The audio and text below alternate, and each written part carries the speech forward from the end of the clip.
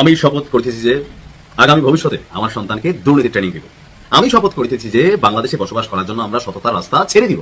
আমরা শপথ করতেছি যে কিভাবে তেলবাজি কইরা ধান্দাবাজি লুটপাটের সিন্ডিকেটের অংশ হইয়া আমরা নিজেদের জীবন ভালোভাবে ভোগ করতে পারবো। দেশ জাতির কল্যাণে কোনো কিছু চিন্তারই প্রয়োজন নাই। এই শপথে ইনশাল্লাহ আগামী বাংলাদেশ যাবে। কে বাঙালি একটু শেয়ার করবেন, কারণ এই শপথ না করে কি করবেন আপনি দেখেন ডিসি মোহাম্মদ সাওয়ার আলম সারা বাংলাদেশে আমি যদি হাতে গোনা কয়েকজন সরকারি পর্যায়ে খুবই ডিসেন্ট, ভদ্র এমনকি সাহসী ক্যারেক্টার যিনি অন্যায়ের বিরুদ্ধে দীর্ঘ সময় কথা বলেছেন।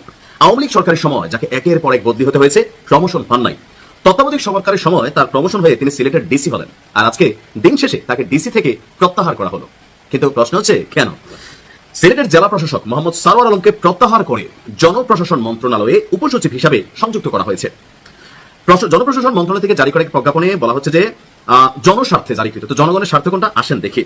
প্রশাসনিক এবং রাজনৈতিক মহল প্লাস সাধারণ মানুষের ধারণা না, আমরা বুঝি যে সম্প্রতি হযরত শাহজালাল রহমাতুল্লাহ আলাই এবং হযরত শাহপরান রহমাতুল্লাহ আলাইয়ের মাজার ইস্যুতে ডিসি সারোয়ার আলম বেশ কিছু উদ্যোগ নিয়েছিলেন। অর্থাৎ পাবলিকের যে দানের টাকার বড় ডেকটা, এটাতে কোটি কোটি টাকা হয়তো মাসে 6 মাসে আই ডোন্ট নো এখানে কি পরিমাণ টাকা ওঠে।